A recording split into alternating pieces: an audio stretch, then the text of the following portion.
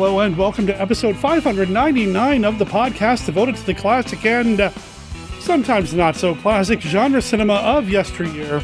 It's Monster Kid Radio, and I'm your writer, host, producer, Derek M. Cook. Welcome to the podcast, episode 599. You know, that's one episode away from episode 600. Yes, I can do math. Basic math, like plus one math. I can do math. Anyway, hi. Welcome to the podcast. I'm happy to have you here. I'm happy to put out another episode this week. I feel like we're slowly getting back into the swing of things around here. You know, as I mentioned last week, there was a lot that really kind of got in the way of the Monster Kid Radio machine, let alone the Derek M. Cook machine. COVID, new job, getting engaged, working crazy hours in October. Just a lot of stuff happening. Most of it was unexpected. Some of it was amazing. And yeah, here we are. Anyway, let's talk about the podcast and what's happening this week on the show. Now, a lot of you know that I maintain a Twitch channel, twitch.tv/Monster Kid Radio. We call it the Monster Kid Movie Club. And before everything kind of went pear-shaped, I was showing movies twice a week. On Saturday, I'd load up like anywhere from 6 to 8 movies and just play that on a loop for several days. On Tuesday, I'd switch it up a little bit. Well, we haven't really done much of that since everything happened, and I've been basically using that channel as a place to loop the Gamera movies, or Santa Claus Conquers the Martians. And actually, probably on Friday, if you tune in, maybe even by the time you hear this episode, if you go to twitch.tv/Monster Kid Radio, you'll get the 1959 film Santa Claus. You know, the one where he teams up with Merlin to fight the devil. And I'll put that on a repeated loop for a while. Why do I bring up the Twitch channel? Because I did a live session with Stephen D. Sullivan last night on Wednesday, where we announced the nominees for the 1957 and 1958 portion of the Monster Rally Retro Awards, or the Rallies. Talk a little bit more about what the rallies are once we get Steve on, because what I did is I recorded that conversation, and you're going to get that uncut audio from that conversation as this week's podcast. But even if you were there last night on Twitch and heard it live, don't go anywhere, because we've got Mark Matzke's Beta Capsule review, triumphant return. Not sure which kaiju got in the way. I'm looking at you, King Joe. Maybe Red King. Well, one of you two, I think, really got in the way of making sure the email that he was trying to send me so hard last week, he got in the way, man. Well, Ultra 7 is not to be stopped by your meager efforts, Red King or King Joe or whoever else was responsible. We've got the Beta Capsule review. It's back this week. The Beta Capsule review is Mark Matzke's journey through the entire Ultraman franchise. He did Ultra Q, he did Ultraman, and right now we are in the middle of some Ultra 7. 7. I know I always promise I'll never do that again, but it's just so much fun. Also, we have Kenny's look at Famous Monsters of Filmland, so that's coming up this week as well. And then you'll hear what Steve and I did when we talked on Twitch about the Rally Awards, and then I'm going to come back on, and I'll tell you about what's coming up next week on the show. So don't tune out at the end of it. There's still stuff at the very end of the show that you're going to want to hear. But to get to that, we got to get through the stuff at the beginning of the show. And that's going to happen right now. One never knows what lurks in the Chamber of Horrors. The beast loomed over her. It grinned down at Nina, fangs dripping, clouds of hot breath billowing white in the moonlight. Its eyes blazed bright red. Nina felt the heat of the thing's body burning into her. Its reek like decaying meat made her retch. She wanted to get to her feet, wanted to run, but fear held her tight in its grip. She gazed up at the monster, paralyzed. A low growl like the purr of a hungry cat emanated from the creature's massive throat. To Nina, the werewolf almost seemed to be smiling. She screamed. Opal Cushing, London, England, that same night. Opal Celine Cushing sat bolt upright in bed, screaming. Her eyes shot wide, her heart pounded in terror. Sweat poured down her 18-year-old body. She looked around, frantic. Her sister, who shared the same bed, appeared beside her in an instant. "What is it?" Topaz asked. "Opal, what's wrong?" He killed me, Opal wailed. He killed me, I'm dead. Dr. Cushing's Chamber of Horrors, a classic Monster Alley novel by Stephen D. Sullivan. Available now at Amazon and other fine retailers. Coming soon in audiobook. Thunderbird International Pictures presents The Death Curse of Tartu, a legend black with evil and red with the blood of innocent youth. Photographed in the forbidding depths of the Florida Everglades, this is the incredible story of an archaeological excursion planned as an educational adventure and ending as a blood-spattered nightmare of incarnate hallucinations. Cold and slimy creatures without mercy hunt and kill, controlled by the soul of a rotting corpse. They danced over the grave of Tartu, who was restless in his coffin, and made passionate love on his burial mound until... Julie, what is it? They faced the terrible reality of the death curse of Tartu. Was it really a killer shark in the swamp waters? Or was it Tartu, who had sworn vengeance on all who disturbed his grave?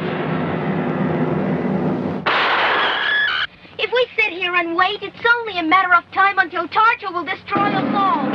Thrilled to the heart-stopping suspense of scenes that spare no detail of horror. See the bloody massacre of terrified youngsters as Tartu the Witch Doctor returns to wreak vengeance. See The Death Curse of Tartu, coming soon to this theater.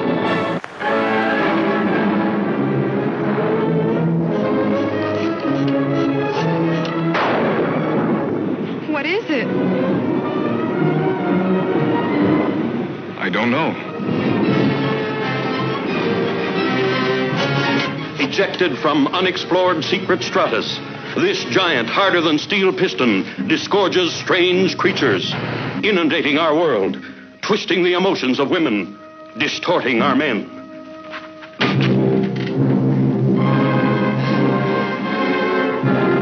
This is a piece we got off the mayor.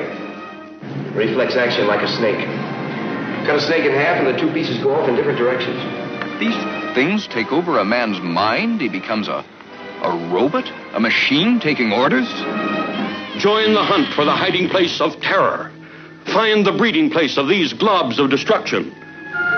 In feeding, the mouth parts rupture the cells, convey the food to the stomach by a pumping action.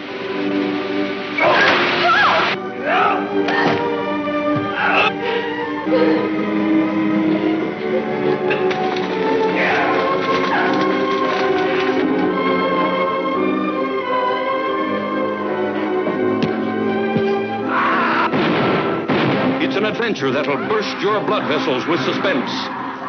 See The Brain Eaters.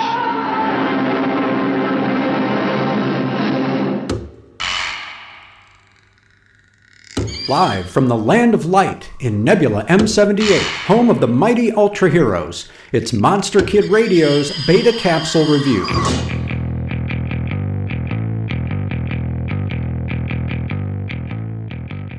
Dan Moriboshi and Ann Yuri come face to face with the unlikely ambassador of the non-malt in the 42nd episode of Ultra 7.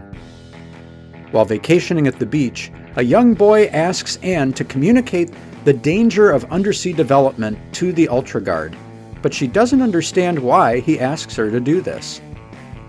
As Dan arrives on the scene, the Seahorse, a prototype underwater city, explodes. Dan immediately calls headquarters to report the catastrophe, and an investigation is launched. Ann mentions the boy in his prophetic warning, and she and Dan go looking for him to no avail. However, the boy calls headquarters himself, and when the recording is played back, they hear him speak about the non-malts as the rightful rulers of the ocean floor. He warns the Seahorse staff to stop development of the undersea city lest they attack. Furuhashi thinks the boy is playing a prank, but Dan recognizes the name non-malt, and his concern is evident. After a fruitless search for the boy at the local school, they confront him at the ocean's rocky shoreline.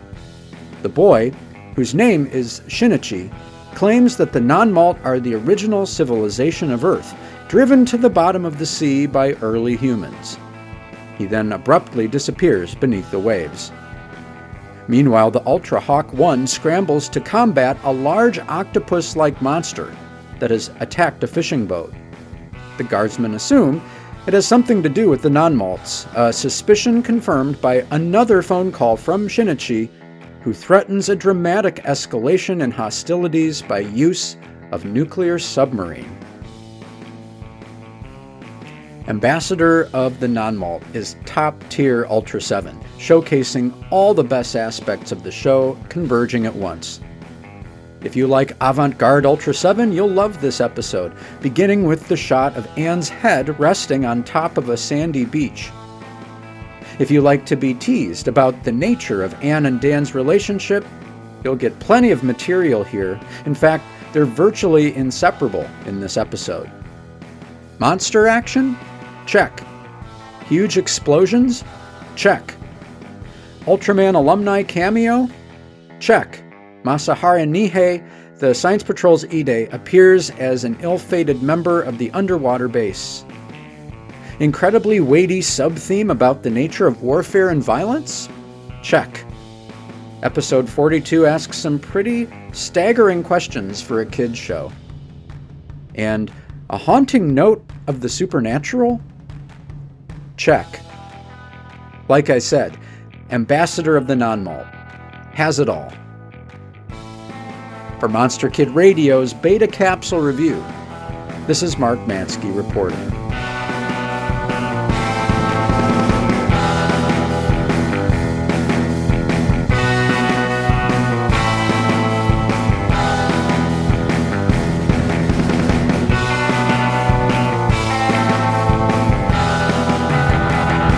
When modern Navy scientists defy the unknown mysteries of the past, perpetuated by centuries of native beliefs, then nature strikes in all its vengeance in Buran, the unbelievable. For generations, the legend was passed on. They said Buran was there, deep in the still waters. They said, let Buran sleep. That lake water's going to be contaminated after we finish the tests. It'll probably affect the fish, too. We just can't take any chances. But those people have depended on their lake for their livelihood all their lives, and their parents before them. Anna, now should we be this concerned about a handful of people when we might perfect something that could benefit all mankind? All right, Jim. But the Navy commander would not heed their warning. He moved forward, ever searching, ever probing, deeper and deeper, until it was too late. Buran rose from the depths slowly, unrelentingly, to wreak its vengeance on a civilization that wanted to know too much. Tumultuous, terrifying.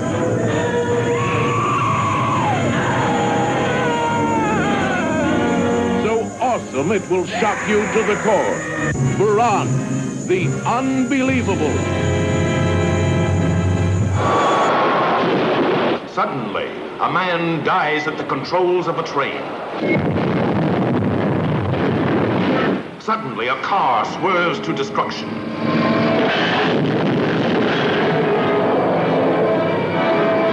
Suddenly, a plane dives to death. The earth dies screaming.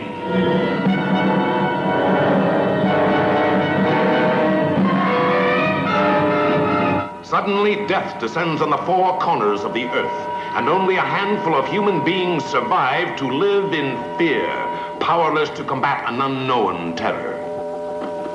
Turn it off! Who are you? That away, I'm not the enemy. I don't know who the enemy is.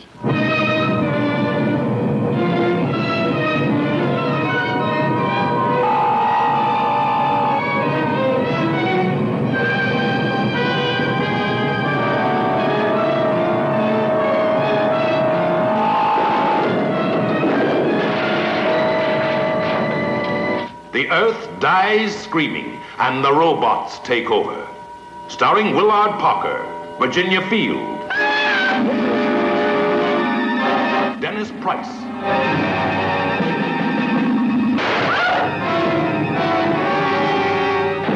You said that she was dead. She was. She was alive enough tonight. Except her eyes. Well, what was the matter with them? She hasn't got any eyes. Here is paralyzing suspense as the Earth dies screaming. Electrifying terror as the Earth dies screaming. Jeff! Peggy! Peggy! The robots. What? Peggy!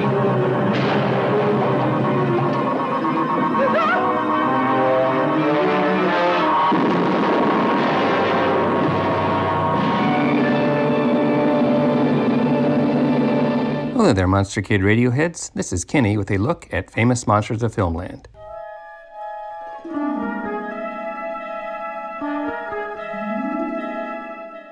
Today we are looking at the Rally Award nominees for 1957 and 1958. And for this, I want to use FM to promote my pick for 1957's Monster of the Year, the Emir from Ray Harryhausen's 20 Million Miles to Earth. In 1966, in issues 37 and 38, Famous Monsters presented a detailed film book of this classic Monster on the Loose film. I want to share some of FM's descriptions of the key scenes to inspire you to vote for one of Ray's iconic creatures, which with his magical hands he graced with emotion and sympathy. First up, his birth. But the moon wasn't shining for her alone. Its beams slanted through the window of the mobile home and picked out the shiny form of the gelatinous blob on the doctor's workbench. The strange shape inside the mass had more definition now. It began to move, to shift, to struggle. Slowly, a crack formed in the slick surface. It grew longer, wider. Then, something burst through the shell. A tiny fist with 3 talon-like fingers. With a sigh, Marissa put down her surgical bag and began to shrug off her jacket. The peculiar, sibilant noise startled her. She whirled, and the sight of the thing on the workbench drained the blood from her face. She stifled a scream in her throat and stared. It was some 15 inches high, and the moonlight delineated its grotesque shape. Its incredibly long, lizard-like tail swished behind it. Its head was nightmarish, like that of a medieval dragon's. It waved its 3 talon hands helplessly in the air and hissed at her as if in fright. Marissa stood rooted to the spot, watching the creature's frightened eyes. It began to back away, as if fearful of an attack. Her hand went out automatically and flicked the light switch. The creature jumped at the sudden burst of light in the room. Grandpa! This time, Dr. Leonardo responded to the urgency in her voice. He came out from behind the curtain, clutching his dressing gown. "What is it, Marissa?" He looked in the direction of her round-eyed gaze and saw the creature on the bench. It hissed towards him and backed up even further. For a long time, he did nothing but stare. Slowly, his hands raised towards it, and perspiration gleamed on the doctor's forehead. "Be careful," Marissa said. The creature hunched its shoulders, its razor-sharp claws uplifted, but it didn't resist the old man's touch as the doctor's fingers closed around its scaly body. He lifted it up, and Marissa recoiled. What is it? Where did it come from? Pepe, the little fisher boy. I've never seen anything like this before. No scientific record of such a creature. Look at the torso. The torso's that of a human being. And the articulation of the legs. Look at it. Look at it. But from where? He stopped when he saw the remnants of the gelatinous mass still on the workbench. He prodded it with his finger and realized at last its true significance. It was an egg. Next, the battle in the barn. The creature walked into the building, its walls hung with strange objects of hide and wood and metal. He moved further into the barn and found a sack of a powdery substance. He scooped some of it into his 3-taloned hands and put it into his mouth. Contentedly, the creature dined on the yellow powder. But his meal wasn't to be peaceful. A yapping, snarling, glowering animal was standing menacingly in the doorway. It hesitated only a moment, then sprang to engage the creature in combat. It met the challenge with a roar of hatred. The dog's teeth tried to sink their way into the scaly throat of the thing from Venus. Its claws raked the tough hide viciously, but the sharp talons and unworldly strength of the creature soon took command. Broken and bleeding, the animal was torn from its grip and flung disdainfully in a corner of the building. Vittorio came into the barnyard just as the awful sounds of the death struggle were fading away. The sight of the awesome dragon's head above him froze his features in terror. They opened the door and cleared a path for the colonel to enter the barn. He held the pole lightly beneath his arm and walked slowly into the darkness. There was moonlight on the floor of the barn, and its beams cast an unearthly light on the scaly hide of the creature in hiding. It was making ugly, warning noises in its throat.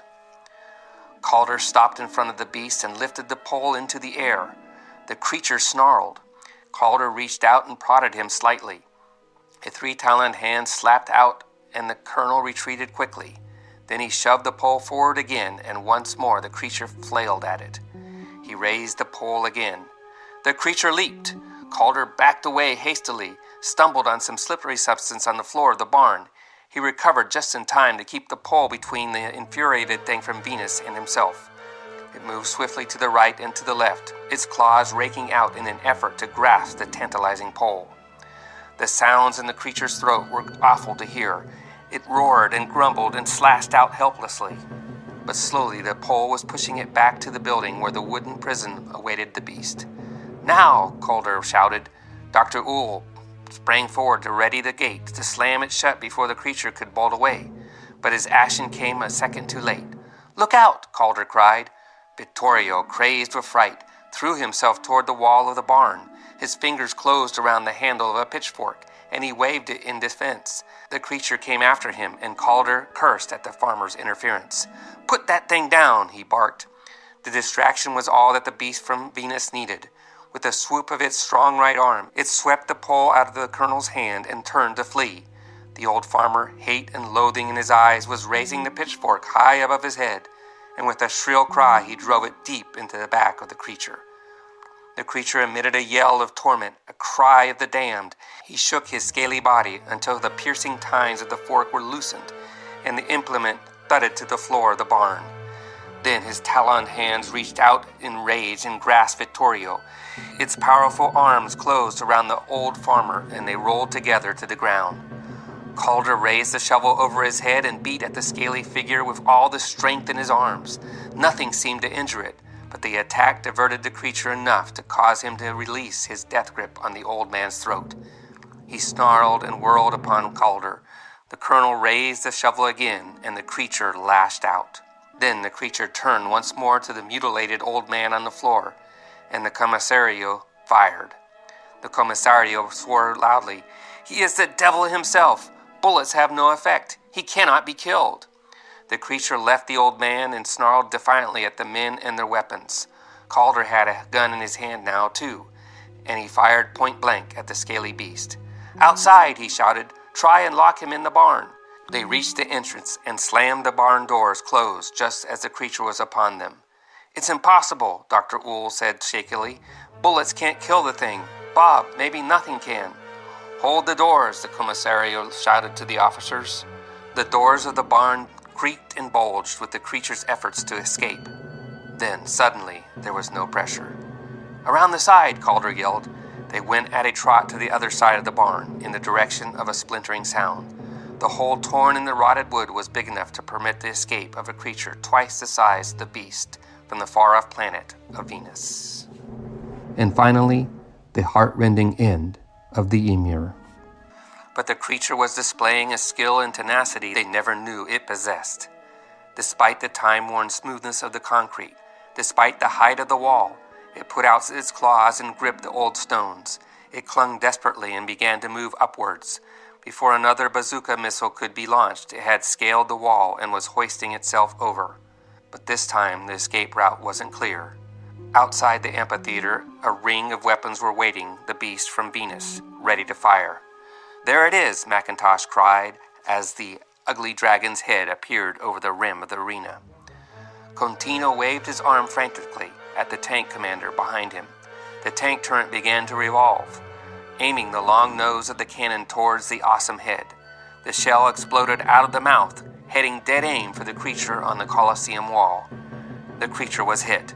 It staggered backwards, scraped its talons on the stone to hold its position, and managed to prevent a fall. Inside the arena, Colonel Calder raised his bazooka once more. The shot caught the creature squarely. It screamed in anguish and in dreadful realization. Just as the tank outside fired its second shell, the ancient wall of the Colosseum crumbled under the bombardment and debris, and the creature tumbled into the arena. Calder looked at the dead beast, and the rigidity of his features suddenly disappeared. His mouth drooped in weariness and relief, and his shoulders slumped. Then he turned and walked to the entrance, not looking back. Dr. Uhl looked after him, not saying anything. Then he followed the others into the arena to gaze at the dead creature lying in the rubble of ancient stone. He looked at the beast, and his voice was sad. Why is it always so costly for man to move from the present to the future? Vote for Emir for 1957's Monster of the Year. He richly deserves the honor. That is all for this week's look at Famous Monsters of Filmland. We will have more next time. For MKR, this is Kenny saying adios.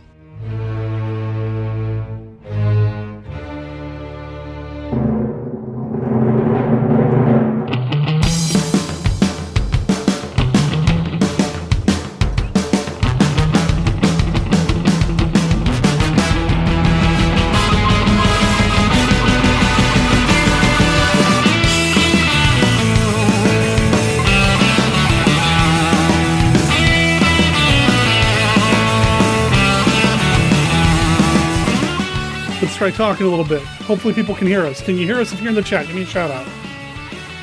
Yes, no, maybe. Okay, well, hopefully people can hear us. It looks like we're live. It looks like people can hear us. My volume knobs are bouncing back and forth, so hopefully this works. The Real Stanix first time chat says yes. Well, welcome. Awesome. First time chat. This is a special thing that we do every once in a while, or at least we've done in the past. I'd like to do this more often, to be completely honest. This is a live recording. Well, it will be a live recording when people hear this later on the podcast. This is a live event here at the Monster Kid Movie Club Twitch channel, twitch.tv/MonsterKidRadio, where traditionally, before I got sick, I was showing movies every Saturday and Tuesday. Been trying to ramp it back up, but I don't think we're going to see things kind of return to a regular schedule until next month. But right now, you're watching and you're listening to a special event. Hello to Morbius71. Hi, Derek. I can hear you, he says. Yeah, so my name is Derek M. Cook. I'm the writer, host, producer of Derek M. Cook of Monster Kid Radio. Live, no edits. And I am joined by a longtime contributor, longer time friend. There's a longer, like old joke in there, but I can't find it. There could be. I used to be so young. It's Stephen D. Sullivan. How you doing, man? I'm doing pretty well out here in the very rainy and chilly Midwest.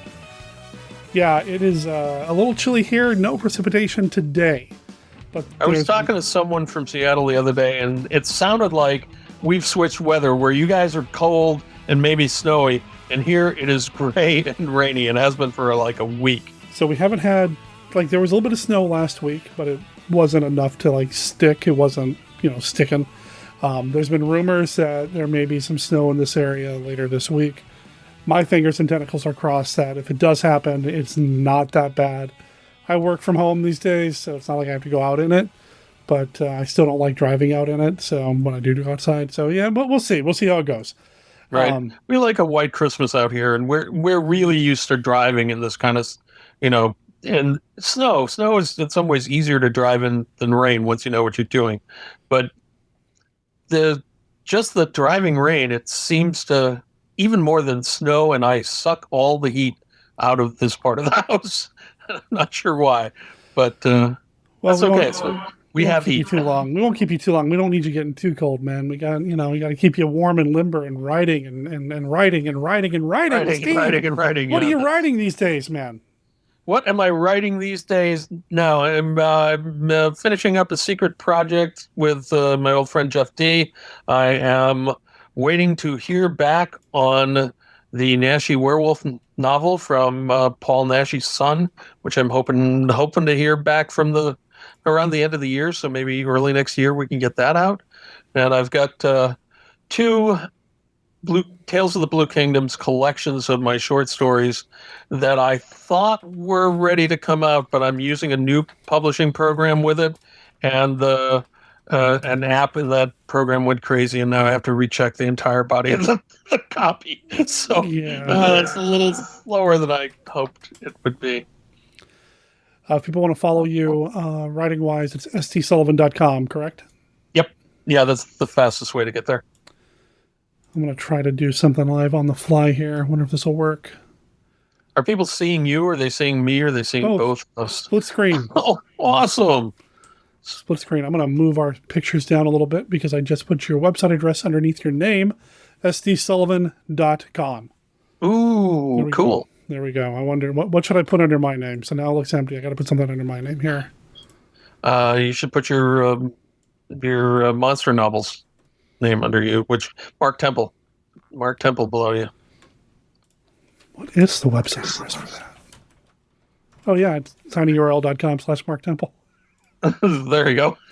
See, folks, I am not with it still. After being sick, starting hey man, you job, had COVID. There is such a thing as COVID brain. Yeah, and I still deal with it on the regular, unfortunately. Well, it takes a while. It takes a while to recover. Everyone that's had it tells me that, and I'm hoping to keep my record of not getting it, knock wood. Yeah, I wouldn't wish it on anybody. No. So, get vaccinated, folks. Get boosted. Pretty miserable. End of commercial. All right, so, let's do this live too. Is this going to work? It did. All right. There we go. So, Mr. Sullivan in the house. The Doff, Tom. Dr. Doffelstein, my man Tom, who, I couldn't do what I do without him. He's the man that kind of babies and nurses this machine and keeps the machinery going. He's in the chat right now. It says he's used to Steve in the chat room, not on the screen. There's a joke in there. Man, there's a joke about face for radio, right? Well, it's funny you should mention that because I would be normally chatting as I do this, but we discovered as we were setting this up that when I type on the keyboard, it looks like we're having an earthquake in my house. So I've decided I'm not even gonna attempt it. I'm not gonna try. So, and I'm also depending on Derek to translate any chat comments up to me because I can't see them. I could try to turn it on the television set, but then we're afraid it might turn into a chronic hysteresis, and you'd be seeing me there and there and there, and it'll all go to hell. So everything is. This is the first time we've done this since COVID in months, since the new machine, in fact, and some new software and updates and everything else. So we're even lucky that it's working. So I don't want to add another. I don't want to do anything. I don't want to look at the system weird. I don't want to minimize or maximize the wrong window.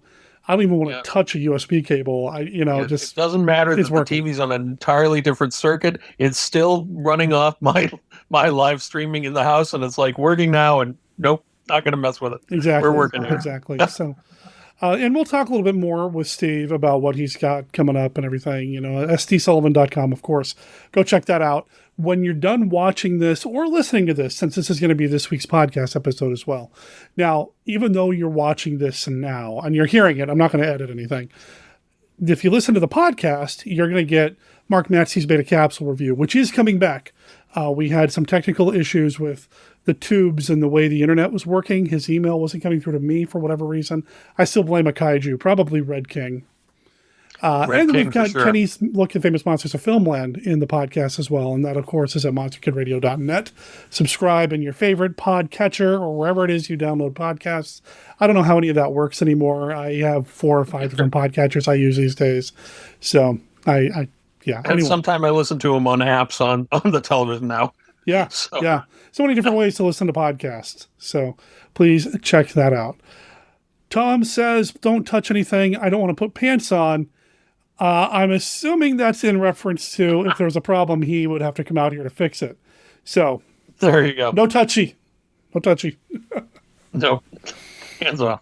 All right, so the Rally Awards, the Monster Rally Retro Awards, it is something that we do on the podcast every year. And basically what we do is we look at, it's a 5 categories: actress, actor, director, movie, and monster, and award retroactively our favorite in those categories. And we started with 1931, 1941, and 1951. It was actually Steve's bright idea to lump them together this way. That way we're tackling different decades every year, but still staying within, various parameters. Because if we had done it just year by year by year, it would have made for a short show and we'd be doing it forever.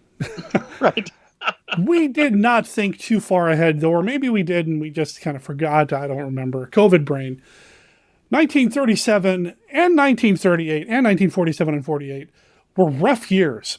When you look historically at the history of horror film, ebbs and flows, man. And post-World War II, it was ebbing, man. It was ebbing rough. heavily. Slim pickings. And audience tastes change, and, the rating situation is changing as well. So we lumped 37 and 38, 47 and 48 into one show and did it earlier this year. It's in the archives at monsterkidradio.net. The intention was we would then later come back this year and do 57, 58. Now, 57, 58, lots of flow. Yeah, kind of a different situation. And Steve and I kind of went back and forth a little bit regarding how we were going to do it. We did lump them, 37, 38, 47, 48 together. So that's what we're doing this time around. But we expanded the ballot category to where instead of having up to 6, we're having up 8 nominees per category. Plus, I went ahead and just made a judgment call. 10 nominees for the best monster category, because there are some great monsters. And Steve actually recommended I remove 1 or 2 to try to get down to the 8, because I asked him to. But I went and I did that, and it's like, I don't feel good about pulling this one off, because it is cheesy. Yes, it is, but I love it. And we've taken so much time with this, we just didn't want to break it into 2 or 3 shows, right, which we could have probably done, right? So the end result is that for all of you and us that are voting, it's much, much harder now than it has ever been before. You're welcome. So I will make sure that at some point during our conversation, I'll put a link in the show notes, or in the chat, excuse me. Put a link in the chat for people who are watching right now live if they want to go ahead and fill in, their choices. Basically, the way it works is it's a Google form. You go in, you put 1 down for whatever category. You can only vote in 1 or once per category. And I do need to go in and I need to add the other to where you can do a write-in if you want. We've had lots of write-ins over the years.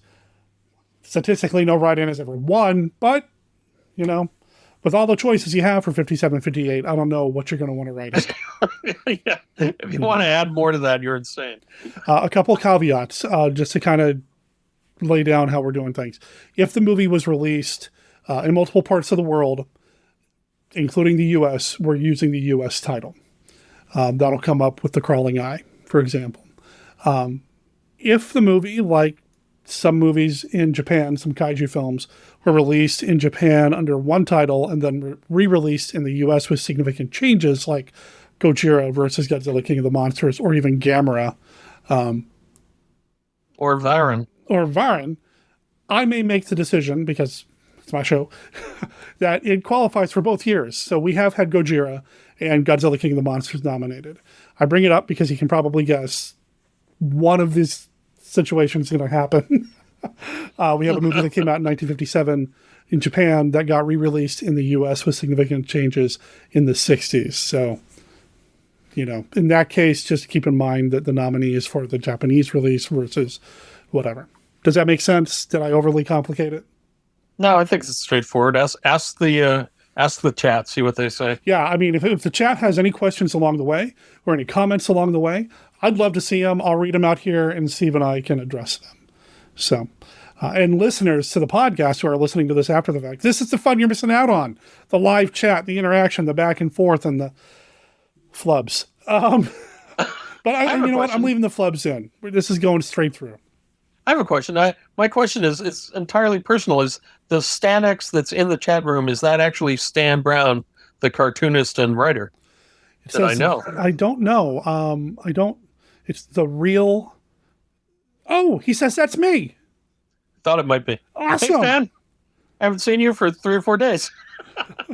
How cool is that? All right. Awesome. Awesome. All right. So let's dig into our first category. All right. Cool. So I have the list around here somewhere, but you have it as well. And I think, I'm not sure why we did it this way. Best movie. We're just firing. Boom. Let's hit it. Hey, man, it's your call. All right. So here we go. Best movie, because best monster is always last. Yeah, you got to do best monster. That's the most important thing. Usually would start with the actors, but whatever. Whatever. I don't know why it's this way, but it is what it is. We're getting it done, and we're getting it done before the end of this year. There we go. That's right. At least this part. So, best movie. Do you want to read and me talk, or the other way around? I'll hit the first 4, and then you pick up the rest. Okay, sounds good. You know what? I'm going to let you take the first 4, because I know the first movie is a movie that you really like. And the first movie is The Seventh Voyage of Sinbad, which is one of my top 5 all-time movies. Ray Harryhausen's story of the Arabian Nights with Sinbad and a Cyclops and a dragon and more cool stuff than you could possibly ask for. Then we've got The Blob, another great, great film with a very funny and catchy title song by, Burt Bacharach, maybe? Someone really famous and spacing out, so maybe Derek knows, maybe someone in the chat knows and can check us on that. Starring Steve McQueen as a very old teenager, but who cares? It's brilliant, and we all love The Blob. It is Burt Bacharach. The Blob is a great, great film.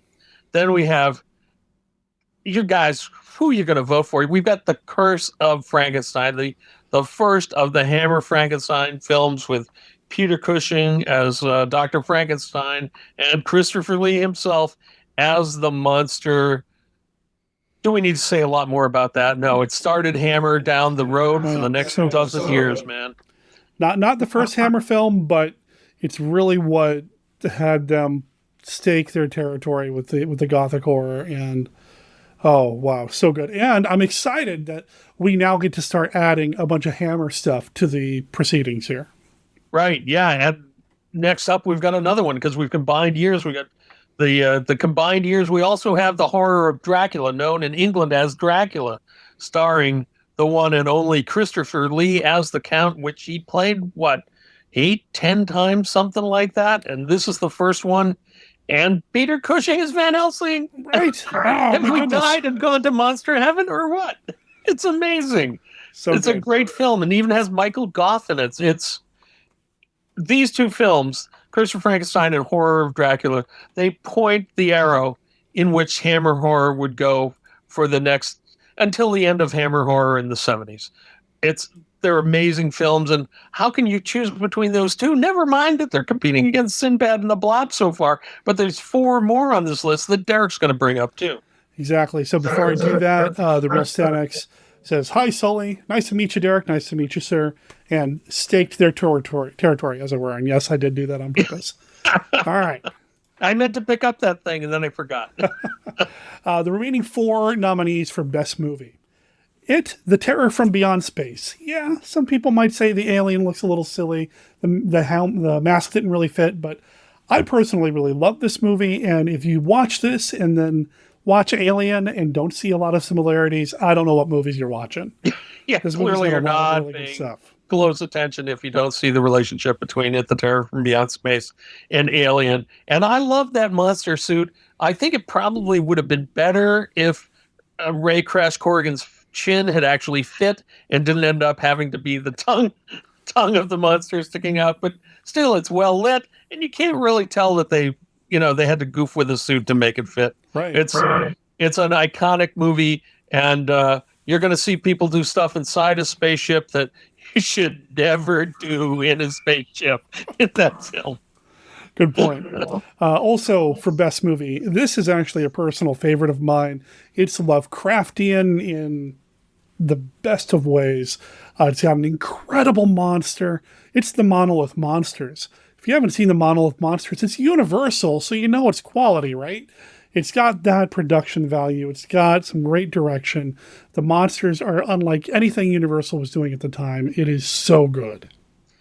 And unlike anything anyone was doing at the time, I still remember the first time that I saw this film on Horror Classics on WCVB in Boston, probably at midnight or 1 o'clock in the morning out in Boston. And it was like, wait, the monster is what? But it's so well done and it's so well acted. It's a universal classic, and it's so different from whatever you might expect. That obviously Derek and I are trying not to spoil it. Good point. Good point. but it's cool. I mean, the poster will spoil it, but what the heck? And it's going to come up again tonight. So let's see. We also have a movie that's very special to me. I have a personal connection to this movie because of you, Steve. It's The Screaming Skull. Yeah. This is one that you and I both like. The one time you were out here in the Portland area visiting a few years ago, the Joy Cinema was showing it for Weird Wednesday, and I got to show off for my friend a little bit and introduce the movie, and that was a lot of fun. But Screaming Skull is really good as well. An underrated film. And something that I'd love to see adapted as a serious stage play. Oh, it totally could be a stage play, and it's really good. It can be a great comic book too.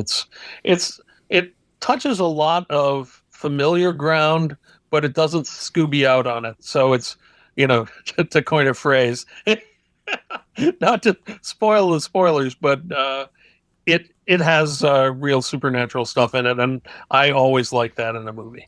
And then finally, The Thing That Couldn't Die, which is actually something I think you recommended we put on the list. Yeah, it's not to be confused with The Brain That Wouldn't Die. It is again, another one of these things that I saw first on late night on WCVB Classic Horrors in Boston, I think. It is about the people that, the psychic girl that finds a severed head buried under a tree-ish kind of place in the Western Ranch, and naturally the severed head is not quite dead, and makes a lot of trouble. It's a lot of fun. It's a risky movie for Universal. Right? You don't expect that to come from Universal. You expect that from Hammer, but it's Universal. So what? But it works, and it's a good film. I enjoy it a lot. So those are our best movie nominees. Good luck. Yeah, almost any one of those could likely have won any other year, and certainly any one of them would have won on the last set of shows we'd done had they been eligible, because all of them are pretty much better than almost anything you can scrape up from 47, 48, 37, 38. Just off the top of my head, I'm sure someone will say, hey, you're wrong. We've forgotten now. It's so long ago. Yeah. So next up, we got Best Director. Do you want to tackle that first, or you want me to tackle it? I'll dive into it first. And I want to mention here in this case, and this is something we started doing, I don't remember if it was earlier this year, or previous years, but we're starting to run into a situation where an actor may appear in more than one movie, or a director may have directed more than one movie that, was eligible for the year. So in this particular case, when I tell you Jack Arnold is our first nominee, he directed 3 monster movies that year for his eligibility. So The Incredible Shrinking Man, the best of the 3 that I'm about to mention, The Space Children, and Monster on the Campus. Jack Arnold I'm a huge fan of anyway, and not just because he directed Creature from the Black Lagoon, but he was somebody who has a definite style and flair, and you know when you're watching a Jack Arnold movie. And not just because of the many science lessons he puts into every one of his movies. He's just really good. So, and it's really high quality work. And The Incredible Shrinking Man is a film that when my wife Kif saw it, it just blew her away. She just couldn't believe, especially the ending of it, which we won't spoil, but through the whole thing, she was just fascinated with what they were doing. And at the end, she was like, wait, what? Exactly. And she loves that film. And, she's a sci-fi kid more than a monster kid. And that's kind of a little bit of a crossover there for her. Yeah, so agreed. The second nominee is Robert Clark. Now, no spoiler, he doesn't appear anywhere else in the nominees, even though he was the lead actor of The Hideous Sun Demon as well. I think The Hideous Sun Demon looks cool, but its strength, I think, comes from the fact that he directed this movie through all sorts of challenges and lack of finances. And I don't know if it's fair to say this was a passion project for him, because I don't know. But he worked real hard to make this movie as effective as it is. So Robert Clark is on the list for Best Director for The Hideous Sun Demon. And I know a lot of people put this movie on their kind of bad movies list, but I really like it. It's, kind of a reverse werewolf film, and it's really well done. And the monster is really cool looking. So I don't know what more do you people want? Watch it if you haven't. It's fun. Maybe it's going to get some of your votes. Now, the next two nominees are from the Hammer Camp. We've got Terence Fisher for The Curse of Frankenstein, Horror of Dracula, and one of my favorite sequels of all time, The Revenge of Frankenstein. And then we got Val Guest, who did Quatermass 2, or actually, as I said earlier, we'll use the American release, Enemy from Space, and then The Abominable Snowman as well. Terence Fisher and Val Guest are both Hammer mainstays. Fisher probably a bit more so as a director. Fisher... In past years, he would have been competing against himself 3 times here and probably knocked 3 other directors off. Exactly. So yeah, that's you get to vote for him once. Terence Fisher and Val Guest, who his directing style is very different than Fisher's, but I really like Val Guest's Hammer output as well. He did some incredible work as well. So I'm happy to see him be nominated, and I'm curious to see how it's going to turn out with the votes, but that's just 4 of them. We got 4 other nominees as well. Right. Yeah. And just to recap, Quatermass 2 is a fabulous film. It's really, really good. Brian Donlevy back as Quatermass, based on the serial from the BBC. It's fabulous. And The Abominable Snowman is written by, I think, Nigel Neal, or based on a story by Nigel Neal, I think. Nigel Neal, who created Quatermass. And I'm pretty sure, now Derek's going to try to look it up while I keep babbling, that he also worked on The Abominable Snowman, but I may be wrong about that. So I'm going to move ahead with the next 4. No, he wrote the next one up. You're right. He wrote it. My brain, it's weird. My brain knows these things, and sometimes I say them without, and then think, oh, wait, am I remembering that right? Trust the brain, Steve. Trust the brain.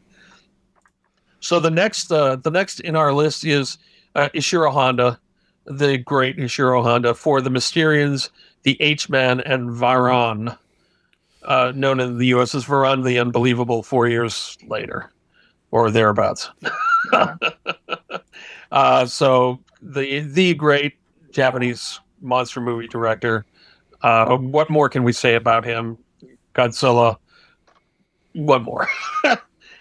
Then we're back to Nathan Duran for The Seventh Voyage of Sinbad. And Nathan did a lot of directing over his career.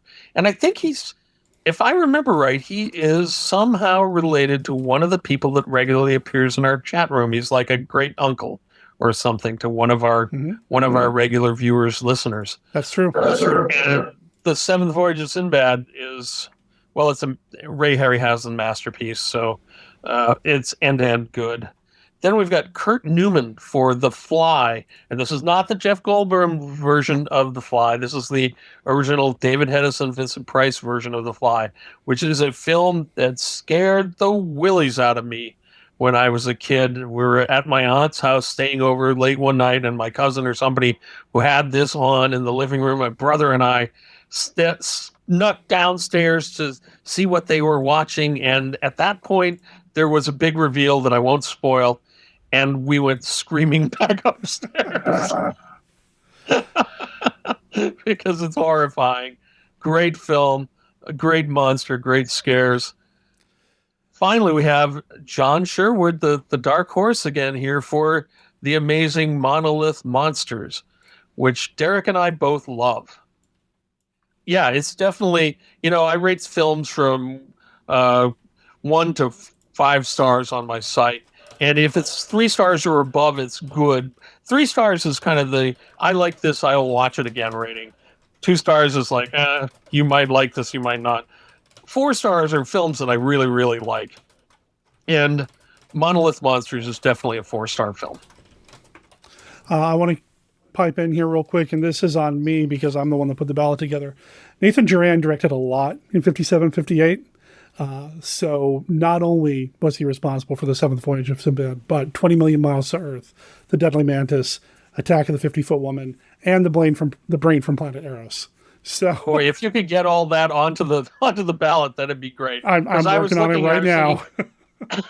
I was thinking, didn't Duran do more than just that in that time period? I thought he had, but there you go. I mean, wow, what a list. That's a career for anybody else, and for him, it was just 2 years. So since Derek is still working on this, I'm going to charge ahead into the Best Actress category. Let's do it. And hopefully he will pipe up and join us for Best Actress. And we're going to start with Norma Eberhard for The Return of Dracula. And I didn't look this up beforehand, so I'm going off my brain again, and I'm going to assume that she is the heroine in Return of Dracula, which is an underrated, low-budget horror film that's really, if it weren't for Christopher Lee, it might be the best Dracula film in the 50s. I think that might be a pretty safe bet now. If someone out there in Chatland has a oh my God, how could you forget, and can name some film that's not Brides of Dracula and doesn't have Christopher Lee in it. It's Brides of Dracula 6 years in the 50s. I don't remember. 60, I think. Fran, and well, we're gonna.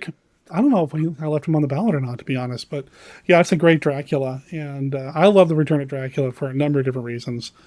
Norma Eberhardt's one of them. She's just right, and it's kind of my brain just gave out on me, gave me the wrong Hitchcock film. There is a Hitchcock film where Uncle Charlie comes to visit, and he's a murderer, and this is like that film with Dracula in it. It's not Strangers on a Train. What is the name of the? I can't remember. I don't. I'm drawing a blank, man. Yeah, I know it, and I know it dead, and it's not there right now. Let's move on. For our second best actress, we have the great Beverly Garland. And she must have only been in Not of This Earth this year, because usually we'd be able to put her up for a couple of things. And I will double check. And she's fabulous, and I don't remember exactly what year she was in what Corman films, but she's one of the characters in It Conquered the World. And she's a fabulous actress, and I'm going to be saying that a lot, I guess, because these are the best actresses, and we have combined them from 2 years that were rich with monster content. And speaking of also in Corman films, occasionally we have the next Allison Hayes as the title character in The Attack of the 50-Foot Woman, which is a minor classic, despite some very, what our friend Terry Frost from Australia would call ropey special effects. So He's not wrong. There are some moments in the movie that the special effects don't live up to the concept, but that's okay. The movie's got so much else going for it. It's all right. Yeah, it's a blast. It's a lot of fun. After that, we have Laurie Mitchell from The Queen of Outer Space, which is the film that has Zsa Zsa Gabor in it, I believe, and we're not nominating Zsa Zsa for this. We're nominating Laurie, who you're going to tell me, Derek, is she the queen or is she the lead woman? Because I'm drawing a blank on whether she is the hidden behind the mask or the pretty blonde. I'll double check, but I do want to catch up on the chat real quick. Some things just popped up all at once. Ooh. Yes, the real Stanix, you have to pick just one. And also he says, Shadow of the Doubt is the Hitchcock movie you're thinking about. Thank you, Sam. That's Joseph Cotton as Uncle Charlie. Right. Morbius says that Norma Eberhardt was a guest at Monster Bash in 2011. That's cool. Oh, and wow. Durham Steve, coincidentally, I'm currently watching a 1966 episode of Mission Impossible on Pluto, and Francis Lederer is the guest star. Very cool. Super, super cool. Very what cool. Did you ask me a second ago? I asked whether I wanted to make sure Laurie Mitchell was the title character or if she's the sympathetic blonde wearing Anne Francis's leftovers from Forbidden Planet in Queen of Outer Space. Laurie Mitchell plays Queen Yelena. Yeah, that's what I figured. Yep.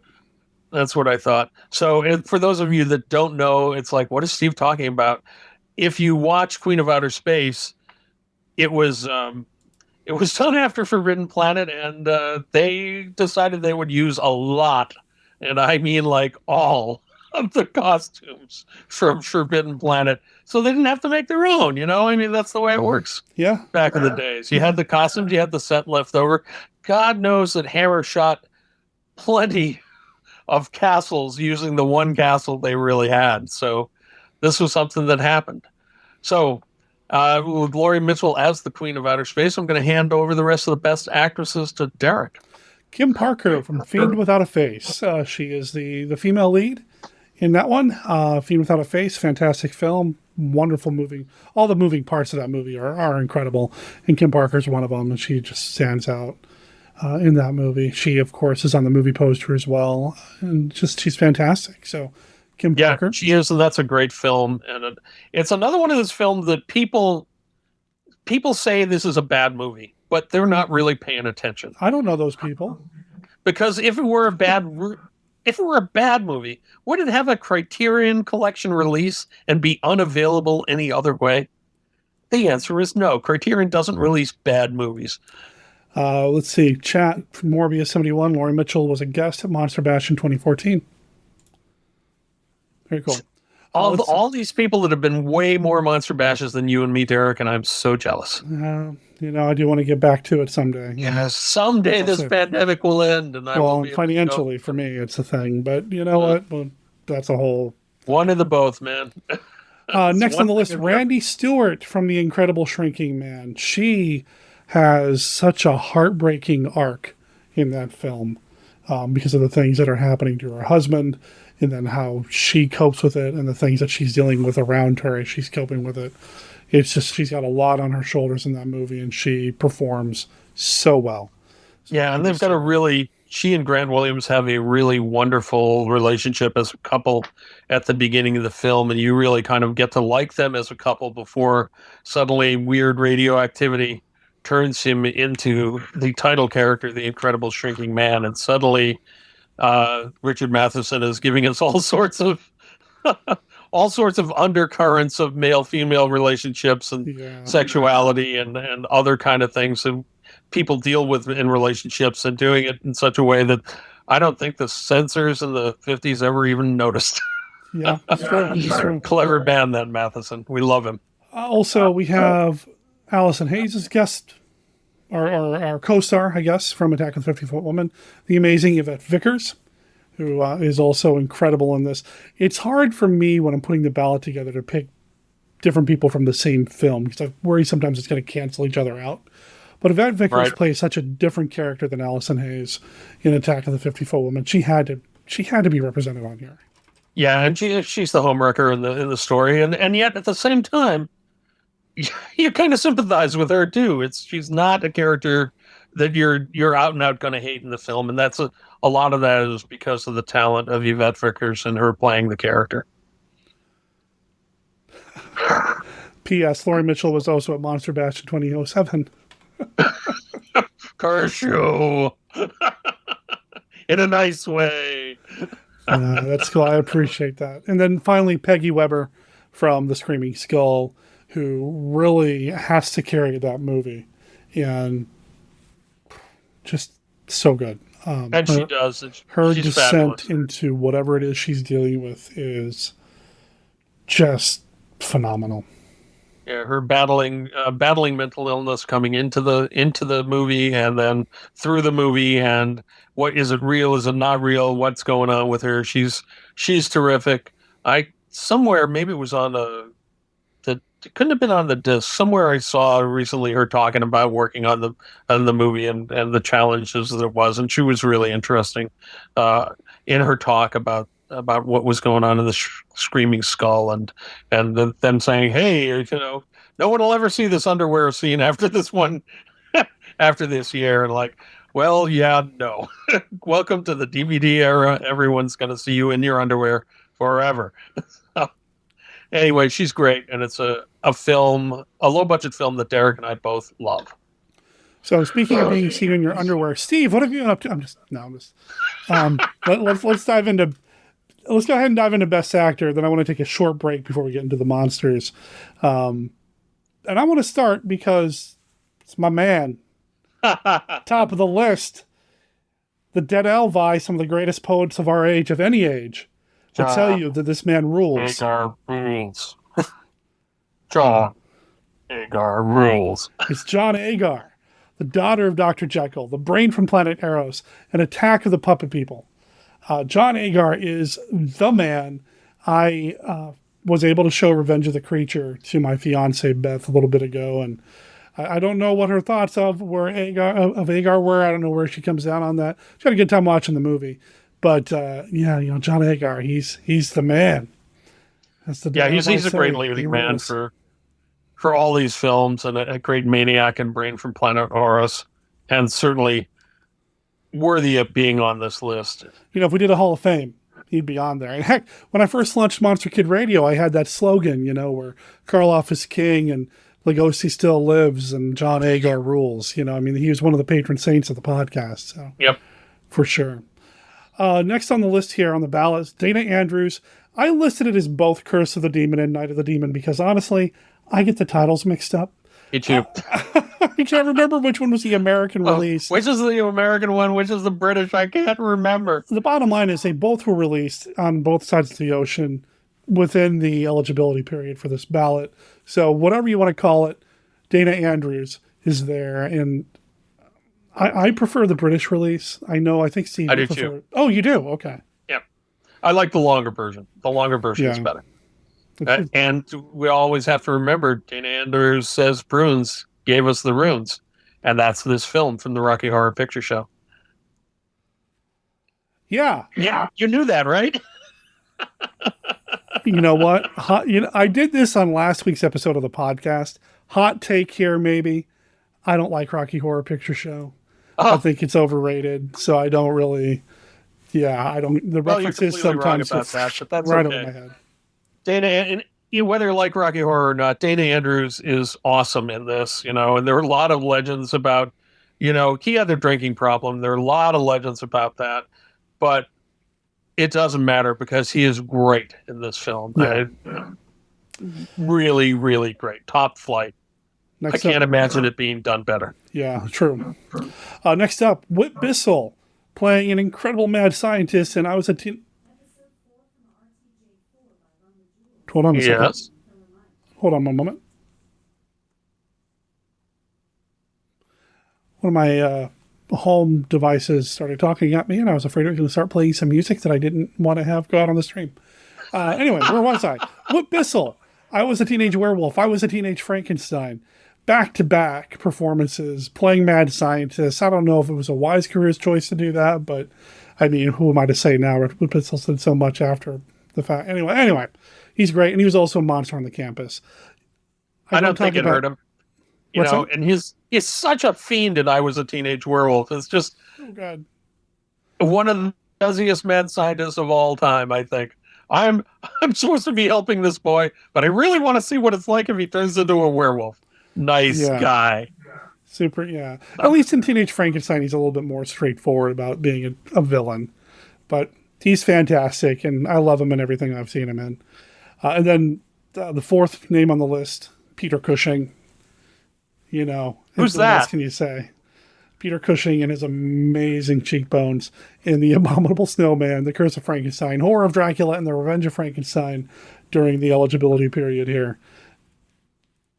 And 4 amazing Hammer films. And there's a reason why Hammer kept going back to Cushing, because he was the man.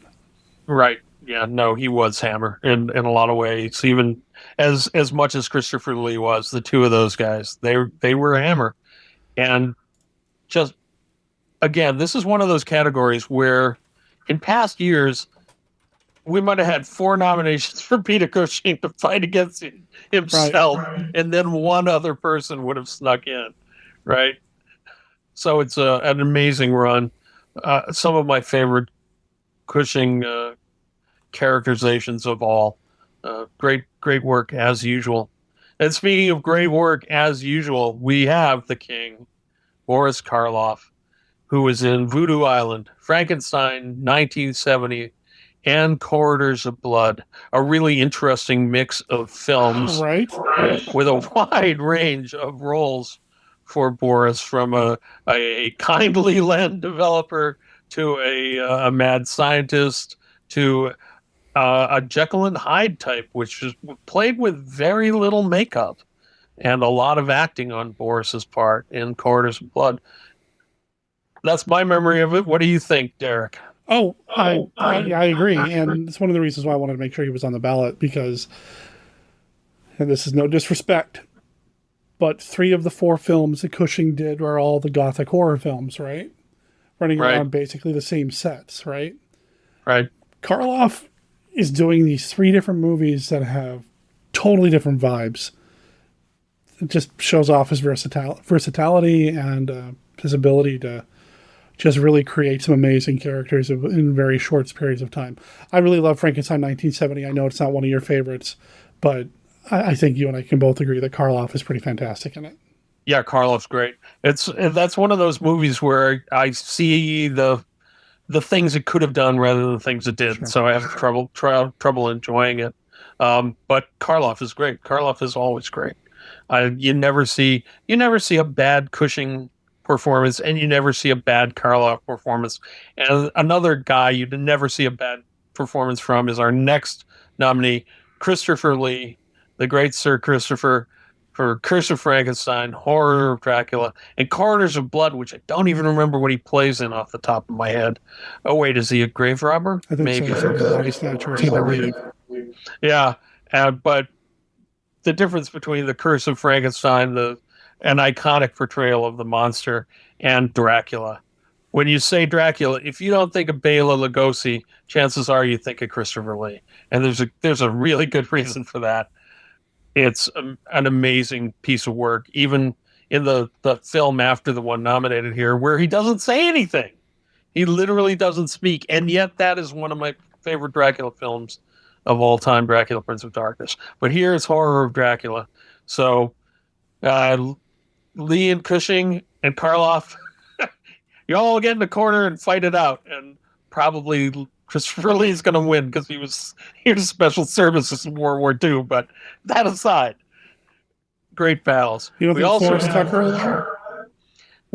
Maybe. Who knows? I don't know what Forrest Tucker, did he have a service record? Or was he only the sergeant in F Troop, which is what I will always remember him from. But Forrest Tucker, not someone you think of as a horror star, but he did 3 films just in this period. The Abominable Snowman, which again has a great cast and a great director and a great screenwriter. We have The Strange World of Planet X, which is a weird giant bug movie. And then we have one of my personal favorites, The Crawling Eye, otherwise known as the Trollenberg Terror, which is the story about these strange creatures from outer space that live in the tops of mountains and pull people's heads off. And sadly, I have a stuffed crawling eye that I got from Dominique Delampsey's, which has tiny little soldiers in its tentacles, and some of them are missing their little heads. Sadly, it's in the other room, and I can't just reach back and grab it. I'd forgotten we were going to do this bit. So that's a great film. I don't know what you think about The Crawling Eye, Derek. Oh, I love it. And I've been paying a lot of close attention to it lately for a project that is long overdue out of my various things that I have going. So it's a fantastic film. It's got some zombie stuff in it even. I mean, there's some really interesting things in it. And honestly, it feels, I know it was a British BBC teleplay serial, and I believe that it is a lost serial. I don't think there's anything that remains from it. I could be wrong, and if I am wrong, someone find it and tell me where to get it. But it really feels a lot like a Nigel Neal story. It feels like a Quatermass story in some ways. A later it would be very much like a Doctor Who story from the John Pertwee era or something like that. It's got a lot of the stuff that classic British science fiction has, and I love it a lot. Finally, in the Best Actor category, we have the great Grant Williams, the title character in The Incredible Shrinking Man, and not the title character in The Monolith Monsters. He's great in both those roles, as he's kind of a doctor character, but I don't think he's actually a PhD doctor in The Monolith Monsters, but he's got a scientist character in the one, and then he's the shrinking man in the other, and that requires him to do a lot of interesting acting, physical acting, and acting against special effects, and he's great. It's an amazing performance. I agree with you 100%. Of course I do. I put the ballot together. But he's really good. I want to catch up on the chat a little bit. Morbius71. So I'm sorry for commenting again, but I met Agar at the Famous Monster Convention in 1993. Pretty cool. I've heard that he was just a heck of a nice guy and loved talking to his fans. When I went to a Crypticon Seattle, was it Crypticon? It might have been Horror Hound. Either way, Daniel Roebuck was there. And somehow or other, we ended up talking about Agar. And he talked about how John Agar was just super nice and sweet to him as well. I've never heard anybody say anything negative about a fan interaction or experience with Agar. So that's so cool. And he worked really hard. He did. Right through the end of his life. He did. God bless. Digital Dak is in the chat. Hi, Didge. Hey, what's up, man? So I want to get into Best Monster, and I just realized there's actually 11 monsters on the ballot, not 10. I never cut one off, so I'm just going to let it ride. But before we do that, there's a couple things that I want to just kind of mention and let people know that I am on a spree of just blowing out magazines right now on my eBay listings. So if you are looking to add some Scary Monsters magazines, some Little Shop of Horrors magazines, Monster Bash magazines, and some older stuff too. I got some Film Facts. I have one issue of Video Watchdog, as well as some like Monsters from the Movies and some other things as well. I'm blowing them out, man. So you can head over to, I think it's tinyurl.com/MKR eBay. I'll put a link in the chat right now. But of course, if you're a listener of the podcast, you can always see that in the show notes as well. But yeah, I'm blowing things out there. So if you are interested in helping me clear out some space, I would really appreciate it. And it helps me out a little bit as well. Also, I want to mention that we are in the time of year. Actually, before I do that, I cannot guarantee that anything that you win from an auction from me right now will get to your place by Christmas, just because of how the shipping works and how eBay works. However, if you order anything on Amazon right now with the intention of getting something to you by Christmas, please consider using the Monster Kid Radio affiliate link. This is the time of year when people are buying a lot of stuff for their loved ones. If you use the Amazon affiliate link that I have set up for Monster Kid Radio, it doesn't cost you anything extra. But what it does is it shaves like a nickel or two. Okay, maybe that's being generous. A penny or two off the top of anything that you buy on Amazon and sends it to me. Now, it's not enough to really kind of do much, but it does help pay for things like keeping the podcast going. There are certain hosting fees, for example, like $40-something a month. Everything that you do through Amazon, if you use that link, you're going to help me out. And like I said, it doesn't cost anything extra. That takes some money out of Bezos' pocket. So right. What's he going to do? Fly to outer space again? I mean, come on. Win-win. Right. You can find the Amazon affiliate link over at monsterkidradio.net. If you scroll through any show note for any episode, you'll see the Frankenstein monster silhouette with the Amazon A in the middle of it. That's the button you click. I'd put the link in the show notes or the chat right now, but it looks like a lot of alphabet soup, and I don't even know if it would work. But I'll try it. But either way, please consider supporting Monster Kid Radio that way. And if you do this, click on that link, then look up Stephen D. Sullivan and buy a bunch of his books. If you had to recommend one or two of your books for this holiday season, what would they be, man? That'd be awesome. I would recommend Dr. Cushing's Chamber of Horrors, always, and for people who like Giant Monsters Daikaiju Attack. There you go. And since we're talking about Amazon and we're talking about bargains right now, I do want to mention that the Monster Shark on a Nude Beach is a serial that I'm running new chapters every 2 weeks on Amazon. They give you buy them with tokens, but they give you 200 tokens free. And last I knew, they were giving you for the holidays an extra 200 tokens free. I can't guarantee that, because who knows when you'll be seeing this and whether it's actually still happening. But that's a great thing that you can do. And that sends money fairly directly to me. And I've been getting more money from that recently than I have from some of the other sales, which is, I wish I were rolling in it. It's not like huge amounts of money, but pennies here, pennies there. It, like Derek said, it all helps. So yeah, use his link, buy my books. And if you get a chance, check out the Monster Shark too. So sdsullivan.com is where you're going to want to go to keep up with everything Steve's got going on.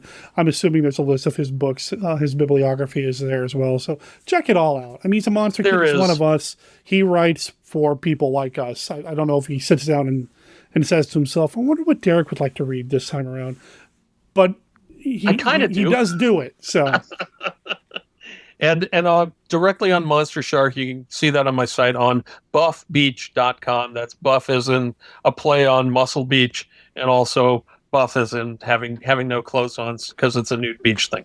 So we went from being in your underwear to being nude. So let's talk about getting dressed back up, because I want to let people know I've got a new shirt that I'm going to be selling. It's the weirdest transition, but I'm trying. What a great transition that is, Derek. I love that. Yeah, so you can kind of see it right now on me. So if you are familiar with the Crestwood House books, these are the books that were released to various school libraries, children's libraries. The 60s and 70s? That sound about right? 70s and 80s, I believe. Okay. And they promote the classic monsters, and a lot of the photography, the photographs that appeared in these books came from like Forrest J. Ackerman and that sort of thing. Unfortunately, some material that came from Ackerman also appeared in these books because they further perpetuated the lie that there were two versions of Godzilla versus King Kong, and that there was an American versus Japanese release. But I mean, and that's what I believed for years, because that's all I knew about the monster movies was from these books. These books are actually what got me started as a monster kid. I read these books as a kid and knew these stories before I sat down to watch any of the films. And I wanted to celebrate that with a new shirt. I'm going to put an image on the screen here in a moment that'll tell you where you can get your own shirt. And it's a Hawaiian style shirt, a collared shirt, right, with buttons. Correct. So it's there in the chat right now or on the Twitch stream right now. $35. It includes shipping. You can get up to a 6X. I think you probably can go higher, but I don't know. I can't guarantee that. Size shirt. I'm rocking a 5X right now, and I'm quite comfy in it. But it's a Hawaiian style shirt using the Crestwood House imagery to really kind of celebrate the monsters that we love so much. I cannot guarantee that it's going to get to you by Christmas. In fact, I can pretty much guarantee it won't because of where it's being printed and sent from and shipping issues. But I can guarantee you'll get it in January. So $35, and that includes shipping. PayPal me at dicemonsterdice@gmail.com, and I'll make sure we get one in the works and sent to you directly from the manufacturer. And we'll put a link in the show notes for that, for those who are listening to this as a podcast. And these are very comfortable shirts. I have another one that is a different design than that one, because that one just came out. But I'm very pleased with it. It's like I need to go back out amongst humanity so that they can see this shirt, this really cool shirt I have. So hopefully next year, we'll see. I'm pretty proud of this one. I mean, yes, a lot of the iconography comes from the Crestwood House books, sure. But the back of the shirt has the King Kong image on it, which is what's on the back of the Crestwood House books. Unfortunately, the dimension of the back of the book doesn't quite match the dimension of the back of the shirt. So what I had to do is I had to find the exact publicity photo that was used and cropped for the book to then extend it and make it fit on the shirt. So if you look at the back of the book, it's like cut off just beneath the waist. But on the shirt, it goes a little bit further down. And that's because I went and I did my work, man. I didn't just go and copy and paste, is what I'm saying. So Derek is working for this. He's not just using old advertising materials. Exactly. And I enhance a few things here and there and clean some things up. I'm very happy with the shirt. It's very comfy. I love it. I do promise, though, that the next one that I design will not be orange and black, because I feel like I've done orange and black on the last two or three. They're good colors. Halloween-y, man. It's the Halloween colors, man. But anyway, please consider supporting the podcast that way as well. I love Derek's shirts. I'm wearing one now that supports the Monster Conservancy. I don't know if you guys can see that. But I also have like a drawer full of them. I have to get rid of some old shirts so I have more Monster Kid Radio shirts, because they're at a TeePublic / Monster Kid Radio, I think, for your TeePublic store, if I remember right. So the guys in the chat room will probably tell us if I'm wrong, but I believe that is the correct one. And you can find your White Zombie Christmas Christmas and your Monster Conservancy shirt and Godzilla and Rodan and all sorts of things, including is it the German poster that claims that Godzilla is fighting King Kong and it's really fighting Mecha Godzilla? I'm fascinated by that because I'm surprised that it actually didn't say Frankenstein on there somewhere. Because when Frankenstein Conquers the World came out, it did so well in Germany that they started re-releasing the kaiju films, but putting the word Frankenstein on the poster somewhere. Like Frankenstein became their version of the word kaiju. It's nuts, and I love it. Sure, why not? Why not? Speaking of all those wonderful monsters, I think, unless you get some other stuff, it's time to segue back into the big category, the final category, the category where I have no idea how many we're each going to do because I'm not sure how many there are. There's 11 on here, and I'm just going to let it ride, and I'm going to let you take the first one because I know, again, it's one of your favorites. All right, best monster from this era. We've got the Cyclops, the iconic Cyclops, with the hairy goat feet from the Seventh Voyage of Sinbad. So good. One of the best monsters of all time. I love this monster. I love this film. Then we have the Yeti, the mysterious Yeti from The Abominable Snowman with Peter Cushing and Forrest Tucker. Very interesting. If you like animated things and you like stop motion animation and you don't want to go for the Cyclops, which you should, you've got the giant scorpions from The Black Scorpion. And that includes the really great scorpion face, which I know people make fun of, the close-up scorpion face, because it doesn't look anything like the other scorpions. I love that face, and I love this movie. Speaking of faces and things that don't have them, the Blob from The Blob. How many other films have you seen a blob-like character in? Tons, right? They're all from this. They're all from The Blob. I know there used to be, I was sad that I did not pick up a little piece of the Blob last time it was at Monster Bash, because now I guess the caretaker of the Blob has died, and the Lord knows if you'll ever be able to see or buy a piece of it anymore. Yeah, there are two people that had pieces of the Blob. One who actually had the remains of the Blob in a bucket, and he passed. And then earlier this year, Chris Yeaworth, son of the producer of the Blob, right? Right. Also passed away, and I know that he was selling pieces of the Blob as well. In my living room, I do have a small piece of the Blob. I really ought to keep it in the freezer, but Yeah, you may learn that to your regret one day, because this next one is kind of a favorite of yours. I'm going to let you take it. It's Gore from the Brain from Planet Eros, and you know what? I'm gonna call you out, man. I'm throwing you under the bus. You told me to take this off the list. I did. No, man. I also thought about taking the scorpions off the list because, man, they're just scorpions, right?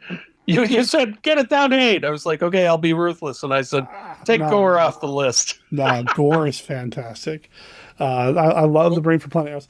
I used to argue with Chris Mim, filmmaker Chris Mim, about John Agar's best movie, and I always say Revenge of the Creature because it's Creature from it's a creature. Right. He loves the Brain from Planet Eros, and that makes perfect sense to me. It's a tight race. So Gore is the title character. Man, but Yep, Gore is the title character from the Brain from Planet Eros. He's the bad brain. Right, right. Yeah, I'm sorry, the bad brain. It's a bad brain. And then we got the giant eye creatures, whatever you want to call them, from the Crawling Eye. Somebody in the chat, I think it was Digital Dak, was asking about was this the first tentacle creature in a movie? I don't. Oh, that's a darn good question. I mean, there have been octopus. Not counting the giant octopus and It Came From Beneath the Sea, right? There's also the tentacle creature in the Corman picture. Is it from the ocean? The ocean floor monster from the ocean floor. There's that one. Just keep saying all the different words and different combinations. You'll come up with 3 or 4 Corman I'm not making this up. No. I'm just saying he was like a Mad Lib of movie titles. Just right. Yeah, Corbin was kind of a Mad Lib of movie titles. It's like, let's get that title, let's get the poster, and then we'll make a film to fit it. So that's a good question. Not counting undersea creatures, is that the first tentacle monster ever? A tentacle monster that shouldn't have tentacles? I don't know. Yeah, I don't think it's a good question. Good question. Well, what didn't have a tentacle, but it sure used it like a tentacle, was the brain spine creatures from Fiend Without a Face. I don't know what you'd call them. They're kind of called I think they're called the thought monsters in the original short story that it's based on. But they're the brain spine creatures, and they're creepy. They're very creepy, and they're stop motion animation too. So if you're not voting for Cyclops in stop motion or giant scorpions in stop motion, the brain spine creatures from Fiend Without a Face, they also qualify as stop motion monsters. True. Now, this next listing, The Fly from The Fly, I suppose he could vote for either version or both versions of the monster in this, or the Fly in this, because they're, without spoiling a movie that came out in the mid to late 50s, there are two different iterations of a fly creature or being in this film, and they're both pretty unnerving. One and they just both looks scared cool. the devil out of me when I was a little kid. One looks cool, and one just is unnerving. And Yep, absolutely. Yeah. Creepy as all get out. David Hedison, The Fly, and two different fly forms. So, two reasons to vote for The Fly. Yep. And we're going back to the big man here for Dracula. Dracula from Horror of Dracula, Christopher Lee has the iconic count. And in any other set of years, you'd think he would probably be a walk-away win. And maybe he still will be a walk-away win because hammer vampires can't turn into bats, at least not in the Dracula series. So he's got to walk away. He can't fly away from that broken ice in the next film. Good point. Good point. Got to walk away. We'll see if Dracula can end up the winner. What more can you say about Dracula? Well, he's not the alien from It, the Terror from Beyond Space, but we talked about this at the beginning of all this. I know, yes, the mask didn't fit and the dude's chin sticks out through the mouth hole. To me, my brain just says, well, that's just his tongue or whatever. Yep, he's an alien. that was the Does it point. matter? It's an alien. And it's a creepy alien. And it's a very cool alien. It's by Paul Blaisdell, which thankfully my mind just rescued that name from the ether when I was like, who designed that? And my brain says, hey, it's Paul Blaisdell, idiot. Another great Paul Blaisdell monster who created the she creature and yet from It Conquered the World. It's a great monster designer. And it's a fun one. And the fact that he had to improvise the chin, it almost even makes it better in some ways. Yeah. Because that is low-budget filmmaking at its finest. And this is not low-budget filmmaking, but it was intended to be a TV movie or a TV show or something originally. So we're going to finish off with Varan, the kaiju from Varan. I'm on team Varan. I have been since the first time I saw it. And the first time I saw it was the American release from the 60s. Now, I've gone back and watched the Japanese version. I love them both as different beasts. So the American one, without getting too off track because it's not really relevant to the ballot. There's a lot of imperialism in that film. Well, when they did Godzilla King of the Monsters versus Gojira, it holds up. Yep. Varan the Unbelievable doesn't hold up nearly as well. No. There's a lot of problems with it. But I love the monster, and I love that kaiju. Yes, I love Godzilla and Gamera and the big guns and all that, but I almost find myself loving the one-offs or the two-offs, the B team more. And I don't know why that is about me. I've been really kind of thinking about this a lot lately regarding a lot of different things in my life. Comic books, movies, all this stuff. Why do I always drift toward the odd ones out? I don't know, but Varan is just awesome. Looks great. He's a flying kaiju that doesn't look ridiculous when he's flying. And I just love him. Yeah, and I love him too. For a kaiju that only appears in, I think, 3 movies, it's this, Destroy All Monsters, and then the Final Wars. With that little going for him, you'd think I wouldn't be as crazy about him as I am, but he looks great. In the Japanese version here, he gets to fly. That's super. He doesn't fly in the American version, as I recall. He's just a very neat monster. And they've also, Ifukube, the great composer, also wrote a lot of great music for Varan that he then reused for Godzilla, Rodan, and all the rest of them.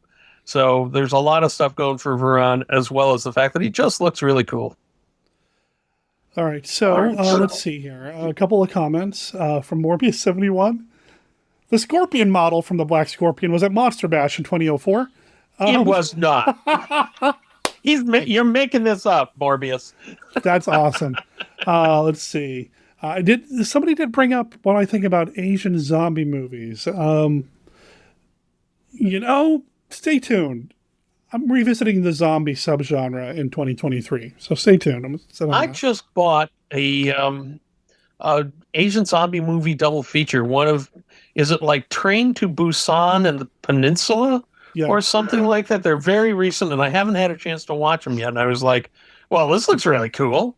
Let's see what's going on with that." The real Stanix is like, wait, there isn't a different Japanese version of King Kong versus Godzilla? Sadly, no. That was something that Forrest Ackerman. Maybe he heard it. Yeah, we don't want to say that he made it up out of whole cloth, but he certainly reported it enough that everyone else believed it. So no. Also, at the most there might be, and I haven't watched my versions lately, there might be a roar of Godzilla at the end, but I don't even think there is. Morbius71 says he's got photos of the Black Scorpion that Ankers and Denning's daughter, Dee, brought it with her. So that's incredibly cool. That's amazing. And I knew that she was at one point a guest at Monster Bash. So how cool is that? I would be remiss if I didn't say hello to my love, my fiance Beth, who posted hello from your best girl and your favorite furry dude. He came running when I tuned in because he thought I was there. She's got two kitties, Juniper and Rex, and Juniper's my homeboy. So, yeah, he's don't tell Wednesday. Wednesday's my home girl. She's my little one. Juniper's my homeboy, and I love that dude. And Rex is pretty cool too. But Juniper Albert tight. He's my homie. So, and at some point, hopefully, there will be a mixed kitty family, just like the Brady Bunch. Working on it. Here's the story of a lovely kitty. Digital Doc has not seen Brain from Planet Arrow. Dude, you got to see it.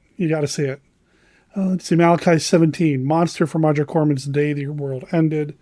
Modified Tentacles, I think, is part of that conversation. All right. Day the World Ended. It has crab claws and kind of claws, as I remember. I don't know if it has tentacles, though, does it? It's got a horn. It's got an extra set of arms that are kind of like claw-like arms and maybe claws on it, but I'm not sure if it actually has tentacles. That's an interesting ongoing question then. And I think we're a couple of years from Dogora Space Monster, which definitely has tentacles.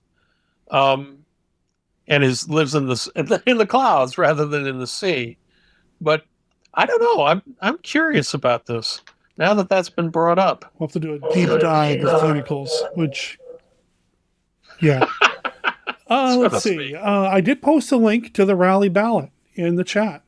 Go to tinyurl.com/rallies2022P2 for part 2. So tinyurl.com/rallies2022P2. So, and this is one of the reasons why I love this girl so much. Beth says, speaking as someone who's played a tentacle live on stage, I can say the tentacles make everything better. Always. So, yeah, I have chosen wisely. Do we want to know more about that or not? I love her so much. It was for a rock and roll pirate musical, and there were tentacles involved. So she seems to be a really good match for you, Dirk. I'm so happy. I could turn this into the Beth Appreciation Show, but I don't know how many people would really want to tune in for that other than Beth. So I love you, Beth, and I'll see you soon. I'm hoping I can see you later tonight. Well, if she's going to be on Twitch, she has to wear a swimsuit and be in a little wading pool, right? Isn't that the Twitch thing? Do you know about this? I know I'm not the only one that knows about this because I've seen other people talk about it in the MKR thing. Seems to be the way to make money on Twitch. So you and I are going to have to. You're going to have to design a Monster Kid Radio swimsuit, and you and I are going to have to get wading pools, my friend. Something else that's in the works for 2023. So anyway, so tinyurl.com/rallies2022P2. please head over there to cast your ballot. Please do not cheat. I think I forgot to put the name and email part of the ballot in, so we'll leave that alone. We'll just hope that everybody's kind of honest here. Ballot is due by the end of the year, by the end of the month, December 31st. And did you get the write-ins in for anyone foolish enough to think? I did. Awesome. I do want to address one omission. Vincent Price did not make the list, and I'll tell you why. Why? He's not the lead of The Fly, man. He's a minor character at best in that thing. And I know that years later on Hollywood Squares, he would say, I played The Fly.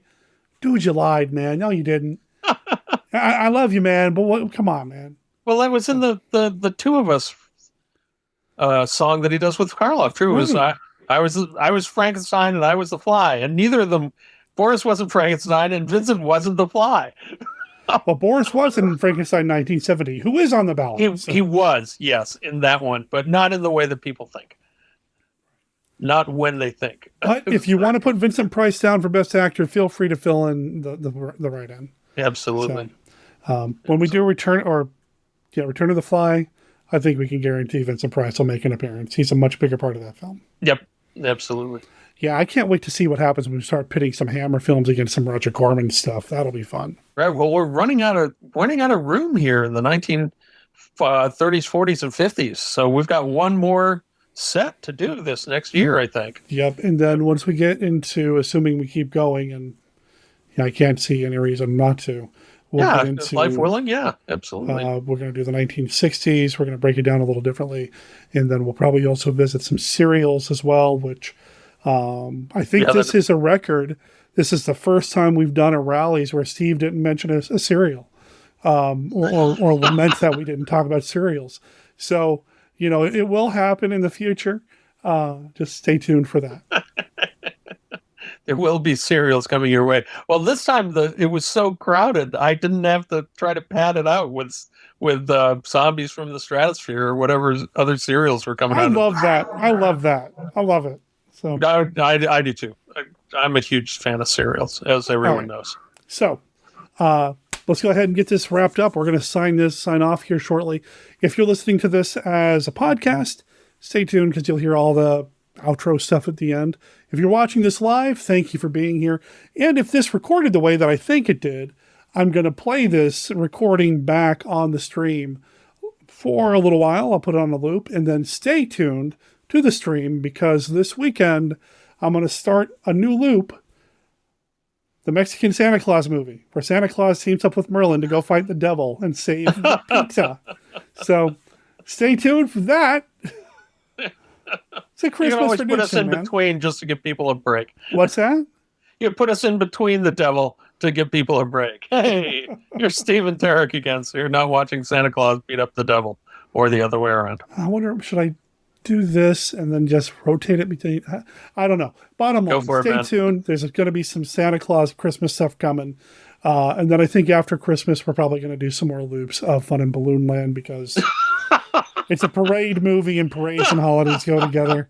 And then in January, we're going to get back to seeing what we can do about doing at least some live shows on Saturday at the very least. Awesome. It was great being here, Derek. SDSullivan.com. Everybody knows that by now. I look forward to chatting with you guys. If you stick on a little while, maybe I'll fire up Twitch once I'm not worrying about having to crash the Skype that we're using and see if anyone's still around. So have a great night.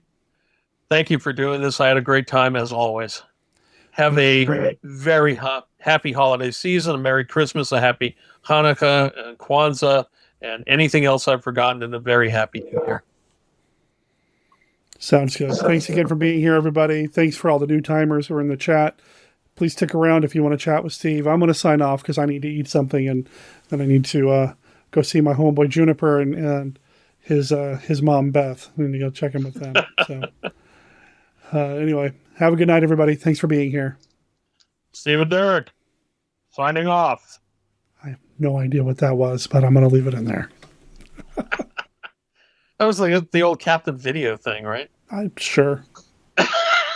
You've never seen the Captain Video mask before? Sure.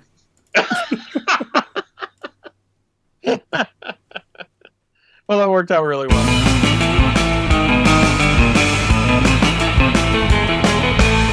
All right, well, that brings us to the end of the show. But I told you at the beginning of the show that there's going to be more stuff for you. And this is what I want to share with you. What's happening next week on the podcast. I'm super excited about this. I know episode 600 could be looked at as like a special event or special occasion. And I want to treat it as something special. But, you know, life got in the way and I couldn't really do this big build up to it. So we're going to keep it pretty low key. But we're going to incorporate Twitch again Wednesday at 6 p.m. Pacific. Twitch.tv/MonsterKidRadio. It's live. We're going to do a live session, ladies and gentlemen. I want you to join us. I want you to follow us on Twitch. I would love for you to subscribe, but I want you to follow us on Twitch so you get notified when I go live on Wednesday of next week, which will be December 21st, 6 p.m. Pacific. An hour of just us hanging out. Ask D anything. Anything. Preferably about Monster Kid Radio, but ask me anything. I'm an open book, and I'm looking forward to interacting with you on Twitch at that time. Now, we have some feedback that I've been sitting on that I got since the last episode where I kind of dropped some hot takes. I'll go over those next week live in the Twitch stream as well. And then, of course, that audio will be captured and will become the episode 600 that goes out next week as well. So if you want to participate in the Ask D anything, just monster, what's a good word to put here? The pose it to the Monster Kid, Monster Kid conversation, stump the Monster Kid. I don't know. Just ask me anything. Come and hang out. It'll be fun. We'll talk about monster movies. We'll talk about whatever you want. And like I said, we got the feedback as well. And if you have any other feedback that you'd like to share with the show, anything that you want to make sure we talk about next week, feel free to email me at monsterkidradio@gmail.com or call and leave me a voicemail at 503-479-5657. That's 503-479-5MKR. Please drop me a line if you have any feedback that you'd like me to address during next week's big live event. Cool? Cool. So our voicemail information, our contact information, that's available on our website at monsterkidradio.net. So go over there if you want to know anything about Monster Kid Radio. Follow the links in the show notes. Follow up with the Rally Award ballot. It's going to be over there at tinyurl.com/rallies2022P2, or just follow the link over there at monsterkidradio.net. And I mentioned this during the conversation with Steve. Please consider, while you're doing your Amazon shopping for the holidays, please consider using the Amazon affiliate link. You can't miss it on our website. If you find the Frankenstein monster with the Amazon A in it, just click on that. It takes you to regular Amazon. You don't have to do anything else special after you click on that. Just click on that, then do your shopping and your buying, and it scrapes like a penny or two off the top and sends it my way, and it helps to support the podcast. So any help that you can provide there would be amazing. Also, I mentioned a new shirt design in the live conversation with Steve. I was actually wearing the shirt then. I might even try to make a point of wearing it again next Wednesday. But if you want to see what that shirt looks like, again, monsterkidradio.net is where you're going to want to go to check that out. Cool? Cool. I'm really excited about next week, but to get to next week, got to get through the next 6 or 7 days. And to do that, I need to wrap up and get this out there. So remember, ladies and gentlemen, Monster Kid Radio is a registered service mark of Monster Kid Radio, LLC. All original content of Monster Kid Radio by Monster Kid Radio, LLC is licensed under a Creative Commons Attribution, Non-Commercial, No Derivatives, 3.0 Unported License. My name is Derek M. Cook. I'll talk to everybody next week, or maybe even earlier on Wednesday on twitch.tv/Monster Kid Radio. Ciao.